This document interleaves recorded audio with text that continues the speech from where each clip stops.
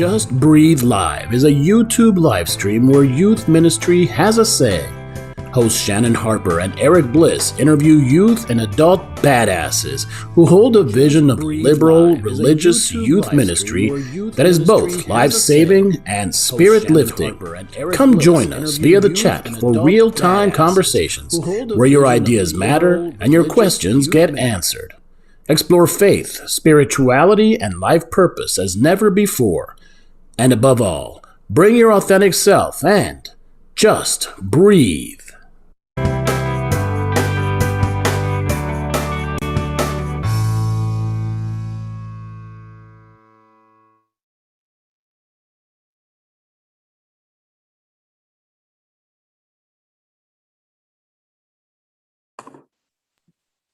We're here. We made it. We did. Just barely, though, by the skin of our teeth. How are you tonight, Shannon? I am fantastic, Eric. Thank you for asking me. I feel good. How about you? You know, I'm doing okay. It's beautiful here. Fall has arrived. Lovely 60-degree weather in Salt Lake City. And just had an amazing day outdoors. I had a nice drive. It was like a 5-hour drive because I am not at home. As you can probably tell by my fantastic background, I've got the Snow White and the Seven Dwarfs as my background here. Because someone's into Disney. Who is it? I can't remember who they are. Who is it? Amy Kent, our fantastic tech person. One of our tech people tonight is Amy Kent, and I am in her house right now in Pittsburgh. So love Amy. Would and never Amanda say is our other tech person. Love Amanda too. Oh yeah. Right. Oh yeah. So welcome everyone to Just Breathe Live, our second episode. We're starting to get the hang of this. Maybe we're not quite as awkward as we have been in the past. Who knows? Who knows what might happen? Speak for yourself. You know. Oh, you're cool as cucumber? No, I'm the awkward one. Okay. Oh, okay. So tonight we're going to talk about mental health, which is a super important topic, and timely, right? Yeah, I'm so excited for our guests. I'm almost going to spill the beans, but I'm not yet. Gotta wait. But we have two amazing panelists tonight to talk about that. And I agree, Shannon. When I'm talking to DREs, when I'm talking to ministers, I'm talking to youth around the country, I'm getting this sense of threadbareness, just absolute exhaustion. People feeling like rubber bands stretched too far from, you name it, the political scene, in particular, the pandemic. So hard to be a youth right now. Yeah, well, and to be a young adult too, like, especially if we're on that cusp where you bridged from being a young adult last year or the year before that, this first year of young adulthood when you're supposed to be like out socializing and making connections and traveling or doing whatever, working. It's hard. This is a hard time to like be out there doing that. So we do want to give, because we're going to be talking about mental health. So we do want to say, the topics that could come up will have to do with mental health. We're going to be real here, like we always try to be, right? And we have people who are going to be in our chat also sharing links and, support resources in the chat. What else do we need to say? Yeah, so, be ready. We want to make sure people are aware there could be things that trigger you or activate you based on your own lived experience. And so we encourage you to tap into your own resources, your local resources, if you do become activated or triggered.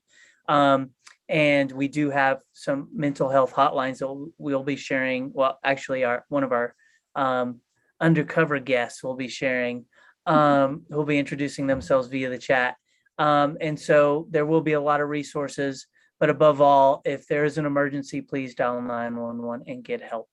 Get help. Yeah, I think, what Eric and I talked about is normally when we broach this subject with youth, we're in person with them. And so there's like we know that when we go over topics that are hard, that are challenging, that people have direct lived experience with, that we can like check in on them. And so it's weird that we're doing this and it's like live streaming out to all kinds of people all over the place, hopefully. And we can't check on you. So please make sure that you are using the resources and that you have people in your lives that you can talk with about, what we're going to talk about tonight. We also want to say that our guests, who we're going to introduce in just a minute. I know it's exciting. We're going to introduce our guests in just a minute, and our guests are going to answer questions at the end. So as things come up for you, please type them in the chat, and we'll make sure we save them back so our guests can answer questions for you. Right. And I do have to follow up on something I said. 911 is problematic. And so depending on your identity, that may not be a safe bet in terms of support. So, be discerning in the resources that you tap into. And some of the resources that we'll be sharing will certainly be outside of that milieu. So I just wanted to name that as problematic. As it came out of my mouth, I realized not safe for everyone. So keep that in mind, folks. And one other thing I want to lift up, tomorrow is Indigenous Peoples Day. Tomorrow is National Coming Out Day. And so we just want to lift up folks on the margins who hold those identities, and just let folks know that are listening. We're thinking about you and advocating for real change, both for people who are coming out and contemplating coming out, as well as those who are native to this land. All right, let's get into it. We're going to do a check-in question. Our check-in question, and we would love for you to type in the chat. Let us know what your answer is to our check-in question. But our check-in question tonight is, what is something that we've been doing lately for self-care and mental health? Eric, what are you doing lately?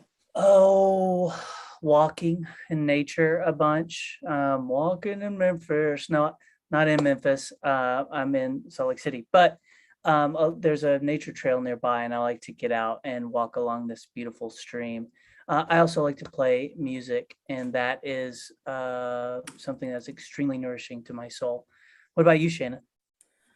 You know what? I have started doing a morning routine. So it feels really good to like wake up and like have this routine of like, I know exactly what I'm going to do. Like the next 5 steps of my life are planned out. And that just feels like really good in the morning. I found that like I was waking up kind of like, oh, do I want to get out of bed? Do I want, like there were decisions to be made, right? And like just having that little part of my life where I'm like, there's no decisions to be made. Like it's just bam, bam, bam, bam, bam. It's actually been really helpful for getting like my day started. So I'm enjoying, routines. Routines are great. Well, y'all are invited to also answer our centering check-in question. What is something that you've been doing lately for self-care and mental well-being? Please just type that in the chat. And you can do that while we're doing my favorite part. Second favorite part. My favorite part is talking to our guests. But this is our breathing exercise that we do right at the beginning. And so I invite you to find a comfortable spot wherever you are, and take just a little bitty moment to relax, just be, and breathe with us. We'll do 3 deep centering breaths all at once. And with each inhale, think to yourself, just, and on the exhale, think, breathe. Are you ready? All right, let's go. Just breathe. Just breathe. Last one. Let's make it a big one. Just deep belly, breathe out, breathe. Oh yeah. Thank you, everyone. Hope you're feeling grounded and ready for some lively youth ministry discourse. All right, it's time for our guests. We are excited to introduce to you our two guests tonight. Lane Diamant is from the Chicagoland area, and they are currently a student at the University of Edinburgh in Scotland in their third year studying social policy and politics. It's like 3 a.m. in the morning there. They have worked in a number of policy-related fields, including public housing, anti-nuclear, and peace organizing, and youth education, and they are currently interning for the U.S. Department of Health and Human Services. They are born and raised UU and have filled leadership roles in their congregation, including working in the nursery and serving on the board of trustees. Welcome, Lane. Our other guest, Roddy Biggs. Welcome, Roddy. Roddy Biggs writes, I'm healing, I'm growing, I'm learning to love myself, trying to find my place on this topsy-turvy journey that we call life. Roddy is a queer, BIPOC, young adult, Unitarian Universalist with lived experiences in trauma and mental health challenges, and uses they, he pronouns. They hold a bachelor's degree in religious studies and are a first-year seminary student at Meadville Lombard Theological as they pursue the Unitarian Universalist ministry. Roddy is the mental health and my faith conversation coordinator at the Adult Revival, the board of directors for the UU Mental Health Network. Welcome, Roddy. Yay! So, what about you two? How are you? How are you doing self-care and mental health, Lane? What are you doing recently? Okay, let me just start over. What have you been doing recently for self-care and mental health? Yeah, I'm like Eric. I go for a lot of walks. That's my way of de-stressing, either in nature or like in the streets around my neighborhood, because I'm exploring. I'm in a new city right now. I'm in Brussels on my study abroad. And so part of that is my self-care has been treating myself, letting myself have a treat sometimes, because there's so much amazing Belgian chocolate and Belgian waffles and all this good stuff. So it's like, it would be a shame not to try some of it.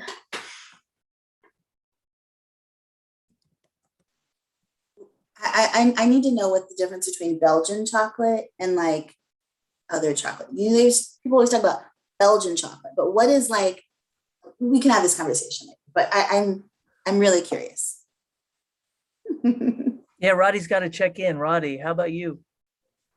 So I'm kind of like Shannon. So I've developed a morning ritual, which involves doing tarot card readings for myself and trying to use whatever the cards say to ground my life for the day, and trying to live each day in the moment, and really trying to work through some of the shadows and dark places in my life that for many years I was told I needed to ignore, or that I couldn't talk about or work through.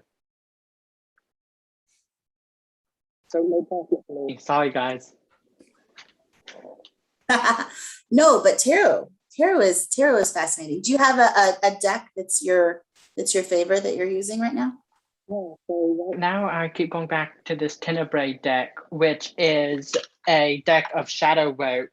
So all of the cards are this very dark depiction of understandings and come out of the New York Times magazine from many years ago. And one of my good friends actually designed and gifted me this deck. So it's very powerful and meaningful for a lot of reasons. Awesome. I've never seen that one before. That was cool. Thank you. Should we just jump in? Are we ready to just like jump into this great conversation? Okay, so we wanted to talk about mental health. There is this mental health first aid training, which is something that both Roddy and Lane have interacted with, as well as other, trainings for mental health. So we kind of wanted to talk about, because we've at the UUA we've been offering, actually Jenica, who's in the chat talking to people.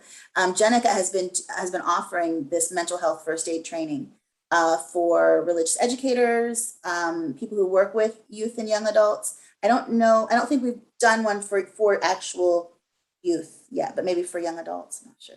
Even parents. Oh yeah, parents have been attending. So this is something that we've been kind of doing in our UU sphere. But it's not the only thing out there. And so we wanted to talk about, like, what are these trainings that, what are these ways in which, like, not only youth, but people who like care about youth and love youth and young people and work with young adults can get, kind of like up to speed on how to support. Tell us about those things.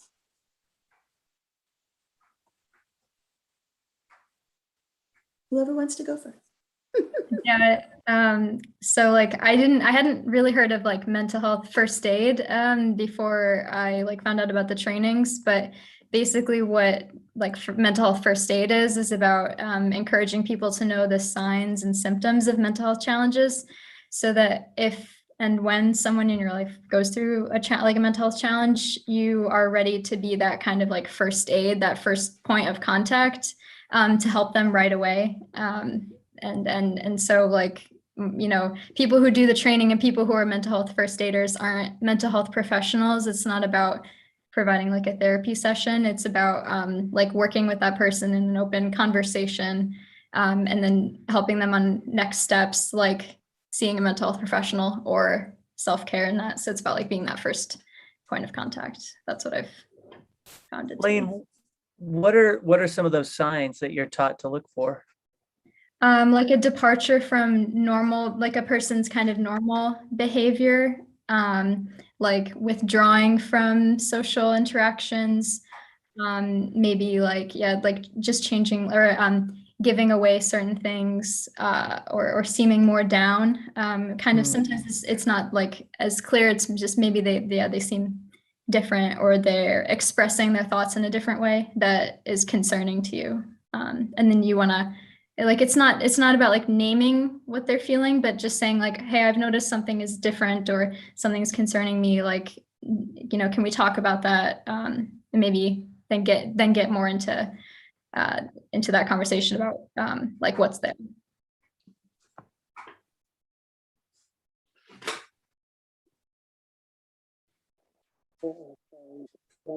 Mental health first aid is really the initial point of contact.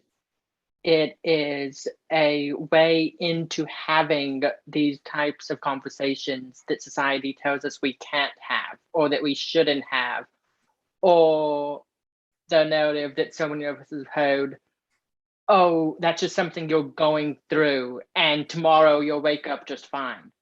Well, what happens if tomorrow we don't wake up? Because we didn't have that conversation, because none of us were trained or knew how to have those conversations. And so mental health first aid and other models that are out there are kind of that point of contact and reframing how we talk about mental health, what it means to be suicidal versus to have suicidal thoughts, what it means to have a plan or not to have a plan, because someone can have suicidal thoughts but no ideation. And so what does that mean? And both of those get treated very differently. But again, the point of mental health first aid is not to be the one doing that treating, but to be the one to be able to fine tune the conversations, to listen, to hear what's going on, and to be able to point people in the direction to find healing. Well, also, like you mentioned earlier, Eric, sometimes 911 is not the best. For people with marginalized identities, sometimes we need to be, or we do need to be very careful about who it is that we refer them to. So not just referring people into the system, into a medical system of mental health, but saying, you know what, maybe you're a queer mixed race person. I know someone in our congregation or in our community that shows those identities, that's a mental health professional.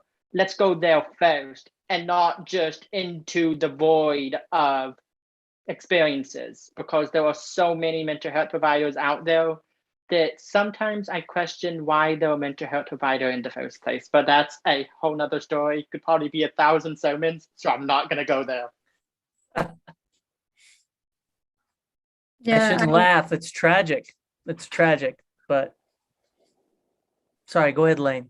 No, yeah, I was just gonna say, like, I think I'm resonating with like Roddy is talking about, like having those conversations, because I think that was the thing that attracted me to the training the most, was that it offered like practical skills for having those conversations.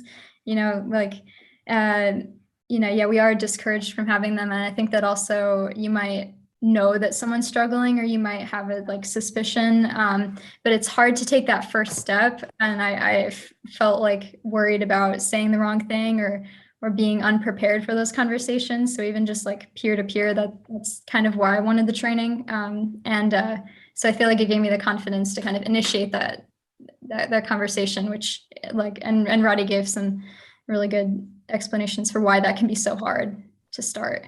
And so this gives you the training gives you those skills. Really important there too, Lane. Worried about saying the wrong thing. It's better to say the wrong thing and to learn from it, so that someone knows that you care, than not saying anything at all because you're so worried about getting it right. And that's something that JUUst especially need to hear. So I'm going to say it again. It is okay to say the wrong thing in love, and to be open to the experience, and you do not need to get it right in the moment. Thank you, Roddy. That is so wise and so true. Nobody wants to be wrong, but gosh, sometimes it's just better to act, right? And with love, but always with love. Thank you so much. Lane, both of you have said this, but you use the word peer, because I feel like peer is so important, especially for young people. I think like, there's not always like adults and trained adults or whatever that you can talk to, but you always have your friends. Like you always have, people you can reach out to online, or people. So it's so important to have that peer, peers to talk to. I appreciate that. So, one question that kind of popped into my head, and I guess I'm just curious if you think that the landscape is changing in terms of our willingness to talk about mental health. Are we still in the same place, where it's just completely taboo, or do you see the landscape shifting a little bit towards a more willingness to address and embrace these very tricky conversations? That's a great question, Eric. And I think it depends on the community we're asking. And there's some very important reasons behind that. So as a whole, yes, the landscape is changing. People are becoming more attuned with having these conversations. I mean, we can't turn on the news without seeing something taking place, whether it's gun violence and them saying, oh, well, they had a mental health condition and that's the cause, or whether it's political and you see legislation going around it. So people are at least talking about it. On the flip side of that, we have to also recognize that there are communities that have been told you cannot talk about this, you cannot seek help historically. One that comes to mind are Black women.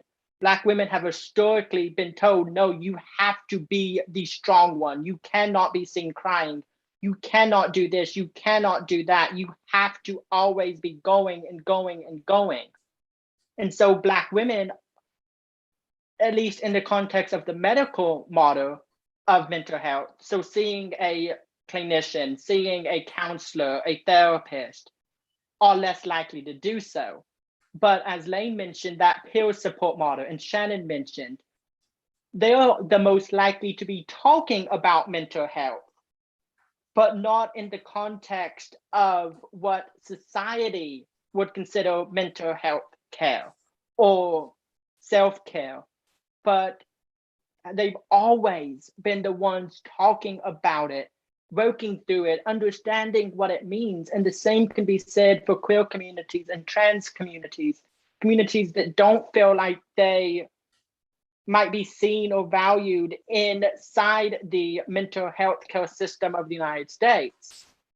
But those communities rally around each other. I mean, look at Stonewall. Stonewall was a mental health community. It may not have seemed like it, it doesn't get advertised that way, but people came to the Stonewall Inn in New York City for a reason. They came to see each other, to be in community with each other, to be supported, held in love, to say, you know what, today was absolute shit, but I am here now. And I know each and every one of you love me. And if I need to cry, I can cry. If I need to hold someone in love, I can hold someone in love. If I need to dance with another human being of the same sex, I can do that here. So again, Lane, what are your thoughts? Yeah, like what you're talking about kind of it gives me the, and like I don't know, it speaks for me is that like when we talk about mental health or self-care, there's not like a one size fits all, and that like we shouldn't make the conversation like, so what is self-care, and then define it in these like particular ways, because that like excludes some people inevitably. And so it's more about like when we allow for open conversations, then that lets people kind of make it personal or make it specific to like their needs, and their identities. So how do you recommend people, Lane, kind of engage in that conversation around self-care when it is so identity and individual specific? What are the best ways, if you were advising someone who maybe is noticing a friend who's off or a friend who's withdrawing, and self-care is their go-to, what are some tools that you might recommend, or avenues for the conversation to unfold, where we're not just like generalizing self-care, but really addressing someone's individual needs?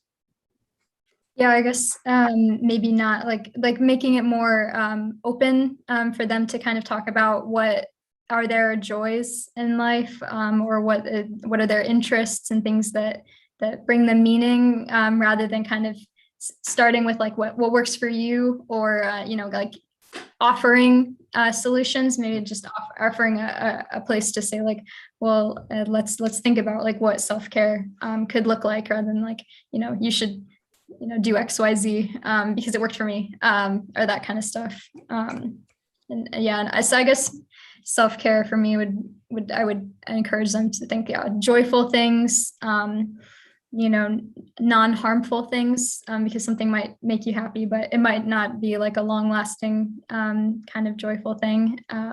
And like connectedness, I think about ways that they can be connected with other people. You're not going to be, as the mental health first aider, you're not the only person that person is interacting with. So you want to help them think about how they can getting involved in their social circle, their family, or other, their found family, other ways that they're finding connectedness.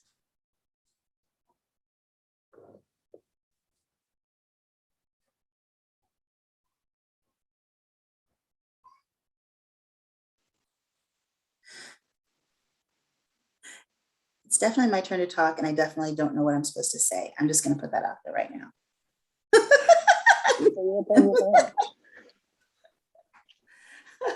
I'm so sorry. Okay. Well, Jenica wrote in our chat a really salient observation, which is, stop shouting self-care when what they really need is community care. And can you all expand on that? Yeah. So actually, when Shannon mentioned like those other models of mental health care out there, one of them is called ECPR, which is emotional CPR. And it's really founded on the idea of the community.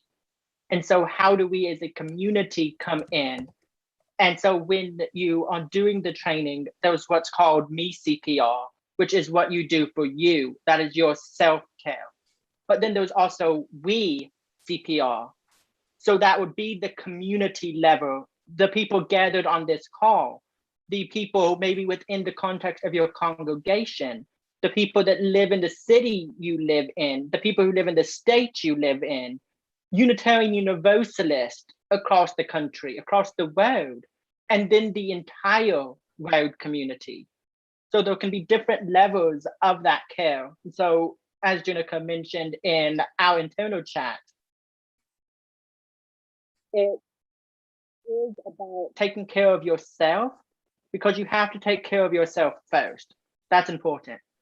But we also then have to be able to go out and help to take care of the community, to take care of others, to support others, and then come back to ourselves when we're drained, when we need to recharge, and then to go back out and do it again. And it's just always this cycle of self-care, community care, self-care and community care. And those cycles can change, and there's no time frame for it. You might do self-care for years and then be able to do community care for 6 months.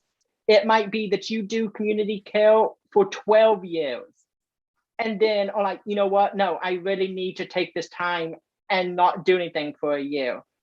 And that's okay. Your body knows what you need. Listen to it. I learned that the hard way, so listen to it.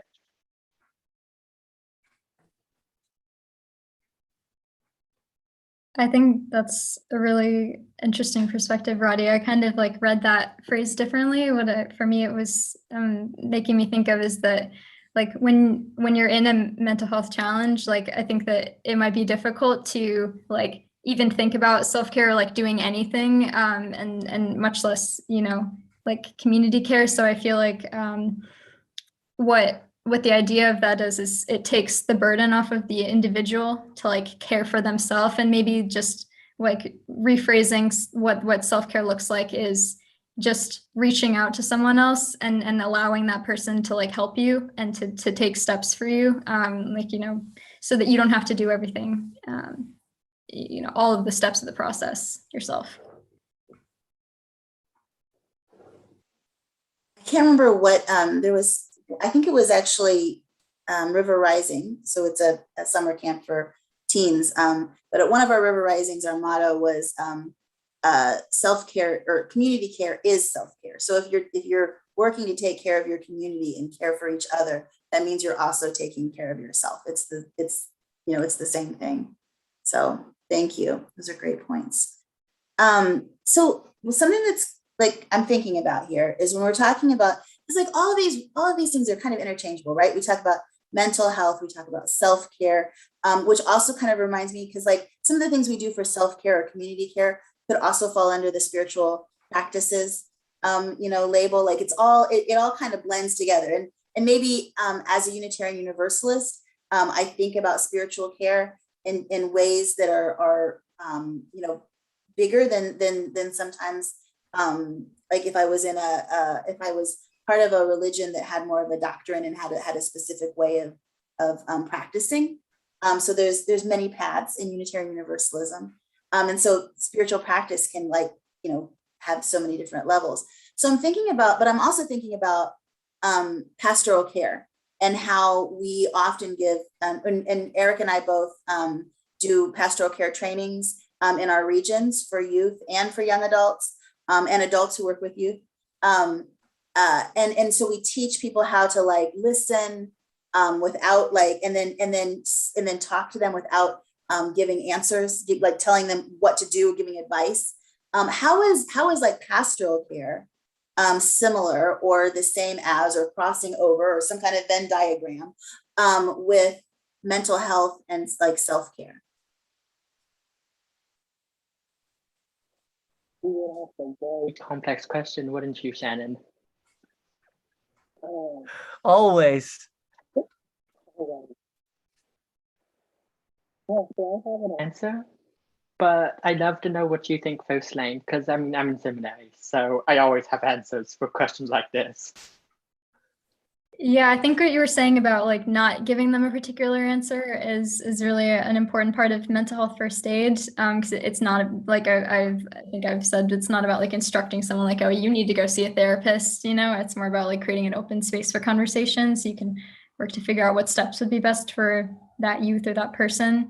So I feel like anyone in a pastoral role would probably be equipped for that, that they can be trained to. It would be easy to facilitate mental health conversations, because mental health is really such an important part of our overall well-being. So it's not something we can think of as separate to pastoral care. Something is like separate from spirituality. I feel like it's very interconnected, so it should be a part of all pastoral considerations.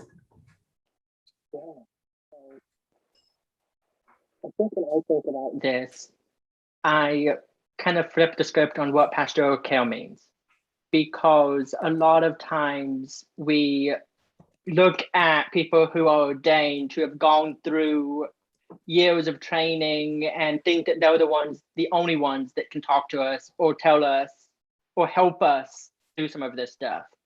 But one of the best pastoral moments I had was with a beloved who passed far too soon, Alondria Williams.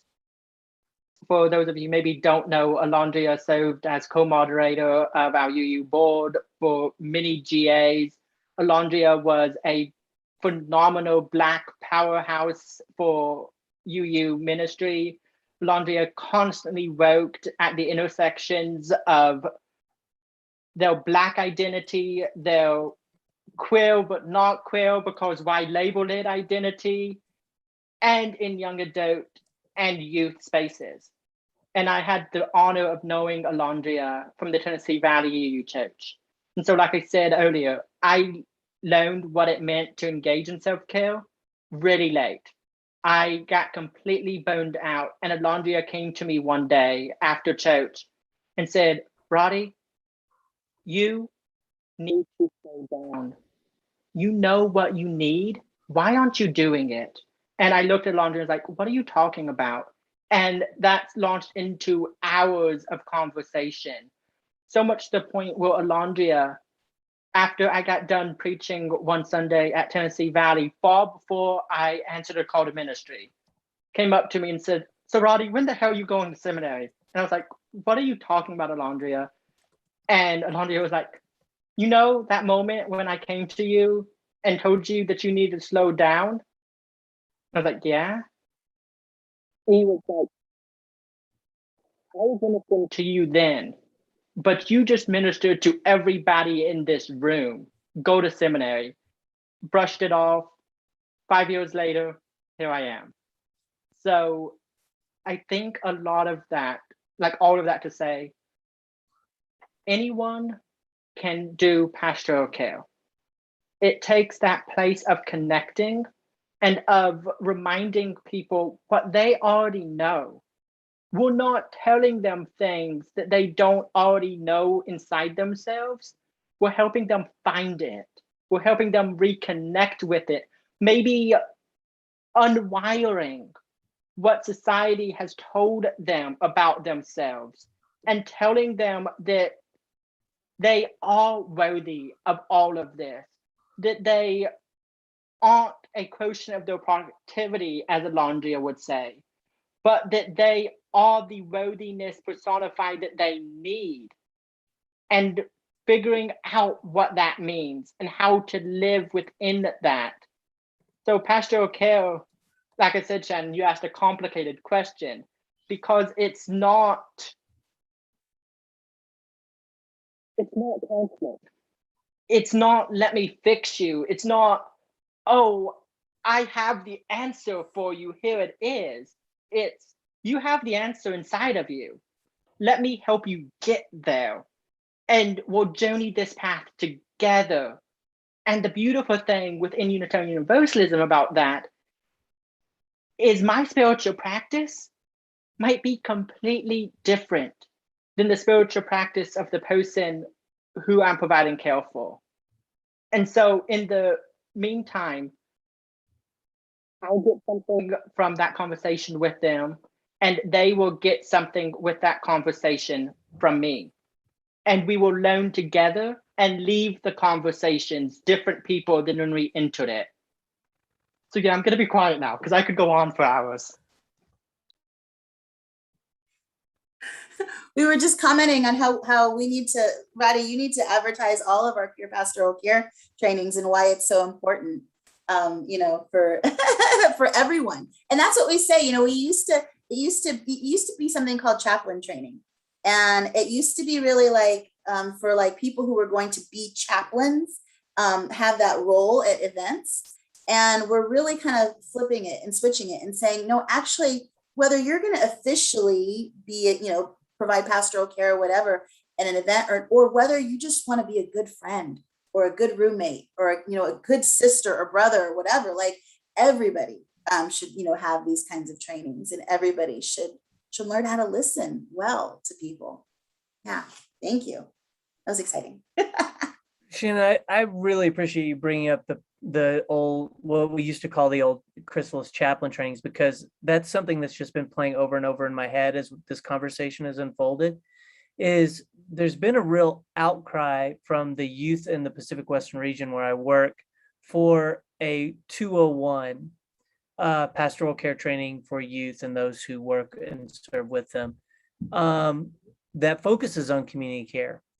And that's something that's been bookmarked and bookmarked and bookmarked in my queue of things to do.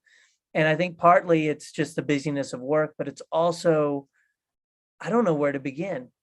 I think community care is not something that is innate in our American culture because it is so individualistic. And so like, when I think about like ways to address and lift up community care, I can think of like this, that, and the other, but how to like teach that, how to create a training around that. I mean, I don't know. Do y'all have insight? And maybe that's taking us too far afield. I don't want to take us too far, but that's something that's just really popping up for me. And we can move on if we need to. Okay, Eric, now we have another list. We need to do a whole episode on community care. Every time we do this, every time we do an episode, we're like, oh, we need to do an episode about this next. Yeah.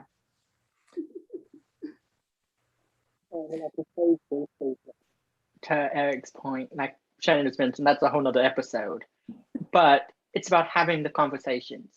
It's about not being afraid to engage in the conversations. Walk up to someone or will up to someone in your congregation, in your fellowship, and say, hey, let's talk about mental health for a moment.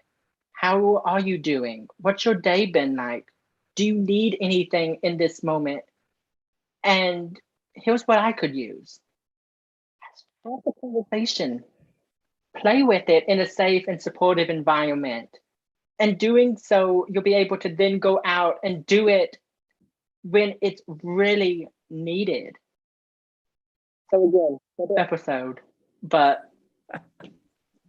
what I hear you saying, Roddy, is normalize it, right? Like make it a habit and a practice and normalize it so that when it's really, really needed, really important, it comes easily to you. Yeah. And also on that normalizing piece, in both mental health first aid and emotional CPR, there was a practice of normalizing, asking somebody, are you thinking of killing yourself? Are you thinking of ending your own life? So practice that, normalize asking that question, because one day you might need to ask that question and it could save someone's life because you did. But what happens if we've never heard those words come out of our mouth? Will we say it? Probably not, if we've not normalized asking, Shannon, are you thinking of killing yourself? And be prepared for what the answer is, whether it's yes or no. Then you know another way to take that conversation, but you have to normalize asking and talking about it.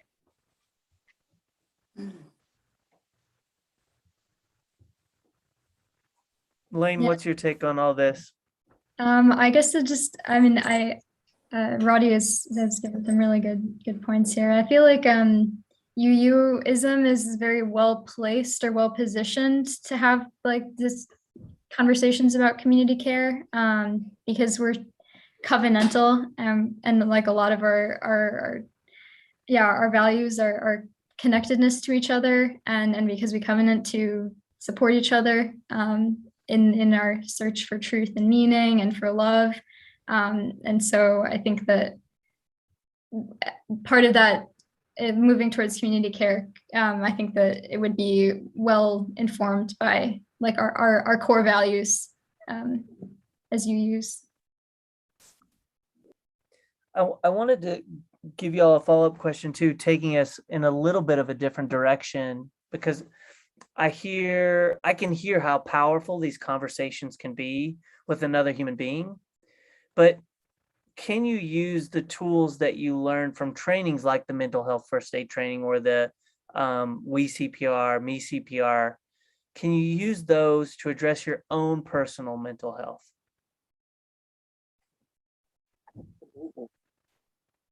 So what we learn in those trainings are the warning signs, how to pick up on things. You learn self-care practices and techniques.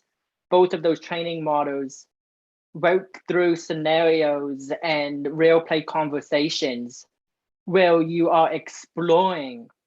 And in the way those structured, you can't help but to start to say, you know, maybe I've been thinking about this in this way. Maybe I did that at some point. What would it mean if I started giving away my possessions? What would I do if somebody asked me if I was thinking of killing myself because I had a really bad day? And so you start to learn more about who you are. And in doing so, then you begin to, like Eric said, maybe not knowing it, but you incorporate those practices, the trainings into your life, and pick up things like, you know, I need something for spiritual care because I don't do that. So you pick up tarot, you pick up a daily journaling practice, you pick up yoga or meditation or music, and it all comes out in that. So yeah, absolutely. But again, it might not be this piece where you 100% know that's what you're doing, but that's what you're doing. And it's beautiful, it's sacred, it's holy, it's good. Keep it up.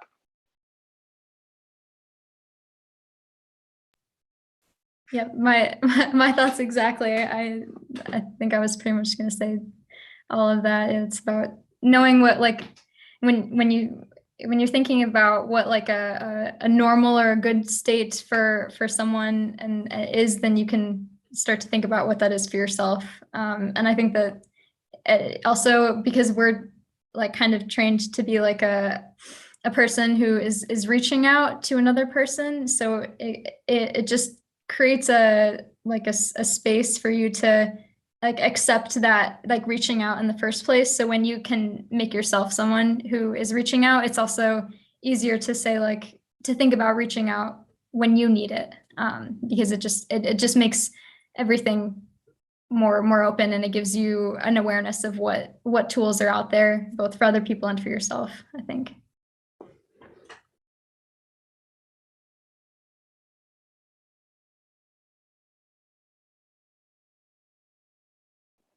I think we got the host line. Hmm. But I think we got the host. There is nothing funny happening, except I'm laughing only because we were trying to share in the chat a helpline number, and it some other stuff. This is all kinds of, you never know what's going to happen in our chat. So it's great. It's fine. That was, I wasn't laughing at. Yeah. This is why I don't watch what's happening on YouTube. Too scary. Too scary to see what's coming out the other side. It's very confusing. I'm just going to say that right now. It's very confusing and distracting. So here we are. It's 8:48. We're like getting to that time, I feel like. So this is the time when we ask if there are questions for our guests. in the chat. Our amazing guests. Yes. Thank you. Thank you so much. And this happened the last time too, so I guess this is what we should be used to, but I love the way that we can start with one topic and then it grows into so much more, because it's like we get to the stuff that we really need to talk about. We need like 3 hours though.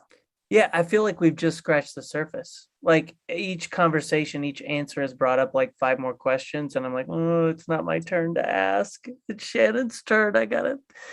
And then we moved on, and it's not relevant.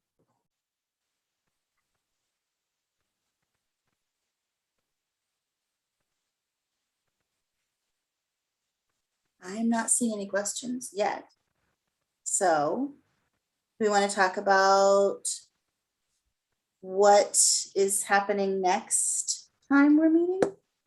Absolutely. Yeah. So if you do have a question for our panelists, please type those in the YouTube chat and we will answer those in just a moment.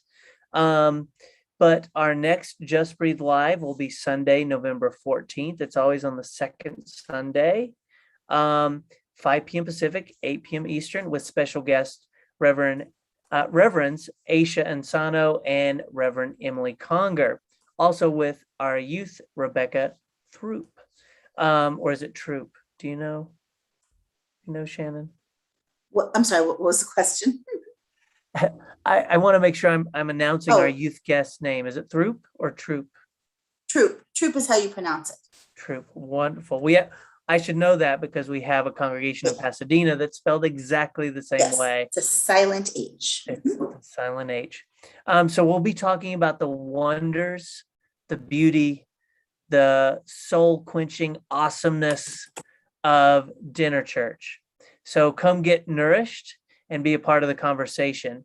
And if you're joining us for the first time, please be sure to like and subscribe to this page. You can also follow us on Instagram. Just look up Just Breathe Live. That's with 2 U's, of course. And please spread the word.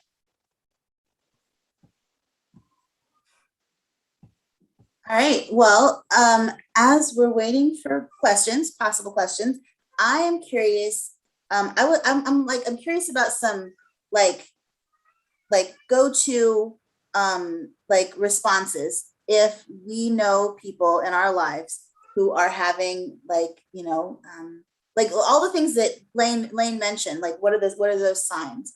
What are ways that we can support? Well, okay, wait, let me go back. That's not really the question I wanted to ask. Because there's the signs that something's really going on, and we might need to address that. But then just when we have people in our lives who are undergoing stress and anxiety, and it's that general kind of thing, how can we support our loved ones and our friends going through mental health things? That's not like I need to, call a helpline right now, but I want to be there for them.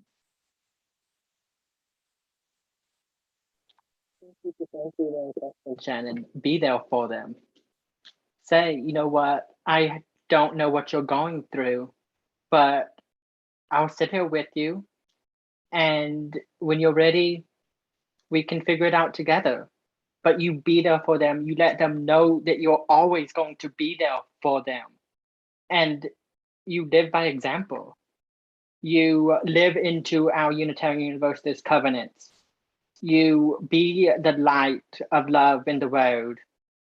And you show people that it's okay to be themselves and it's okay to not be okay.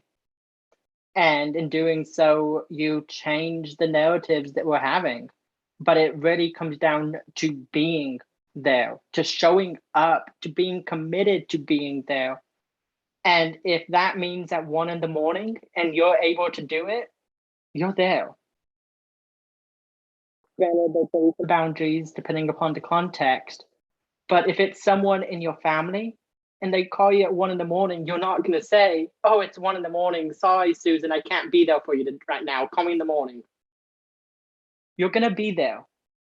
And you find those boundaries and those conditions with every community you're part of.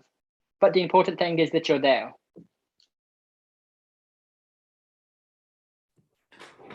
Yeah, I think part of that is like patience with people and like that unconditional kind of listening and support, because I think that when people are experiencing mental health challenges, it might be affecting their behavior or their ability to like keep up with tasks, or maybe they're having a crisis like at 1 a.m. and that's nothing like that they can control. And so I think that it's important for people to be patient and to not express a lot of frustration, because that person is probably also feeling a bit down with themselves or noticing their behavior. And so, yeah, not like rushing them and just being a reassuring presence, I think is a really good way to help.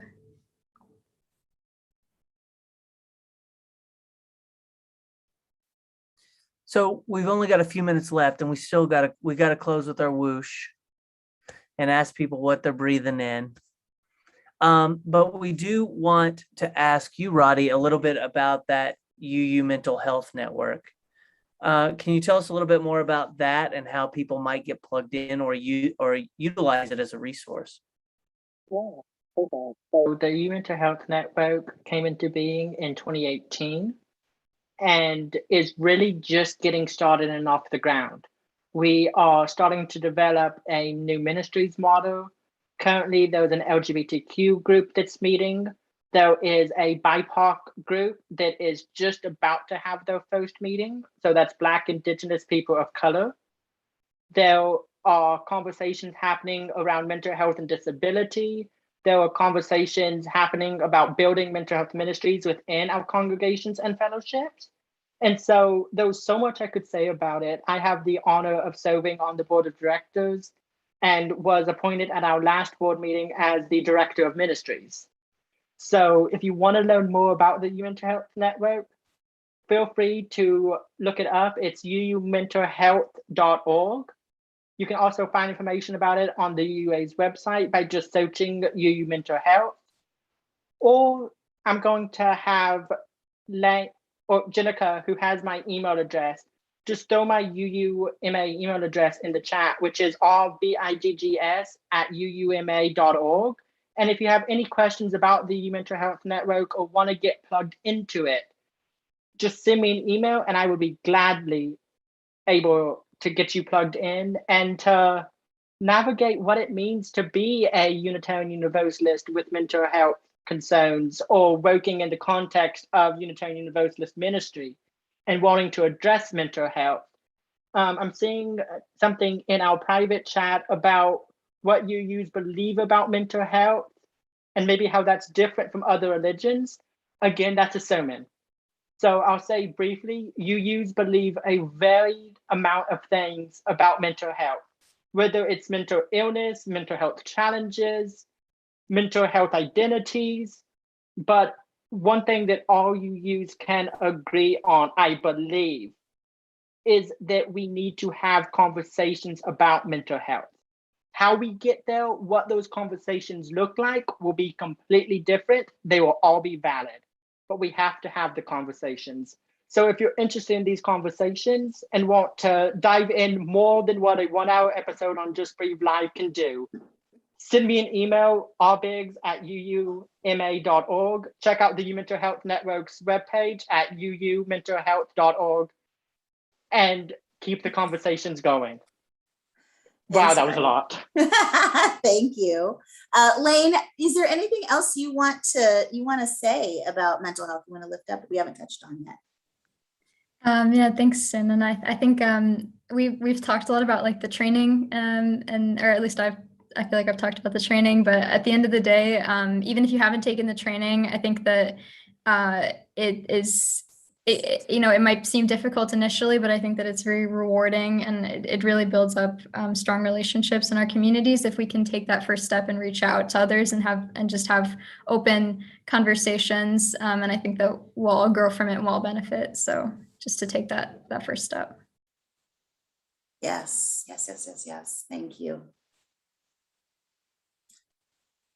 All right, it's time for our whoosh. We're gonna do it fast. Everybody, we do a whoosh at the end of our episode. It's like our exhale breath, the big exhale, like we're done and we're finished and we're moving it through our body and out into the universe. And so it's like this. We take a big deep breath and then we just push it out and we say whoosh at the same time. whoosh. It is over. That is the last breath. I love the whoosh.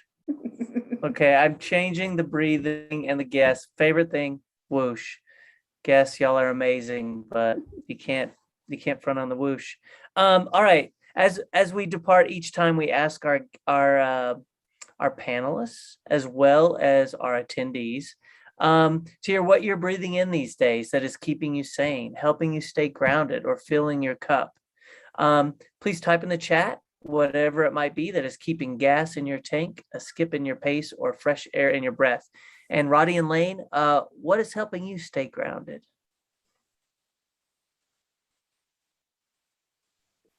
For me right now, like art, doing like physical crafts and stuff has been really important, and also like phone calls with friends and family because I'm pretty far from home right now. For me, it's been learning about my ancestry and my roots as a BIPOC person who was adopted into a white family. And so reconnecting with parts of my identity that I didn't even know that I could claim, and exploring what that means and what it means to say that my ancestors came from Mali, the land of slave trade, on my Black side, and that my white ancestors owned slaves. So it's been really connecting with all of that, and then reminding myself that I don't have to be defined by any of it if I don't choose to be. So ancestral worship and learnings. Thank you. Thank you, everyone. Amazing. Thank you. Thank you for joining us.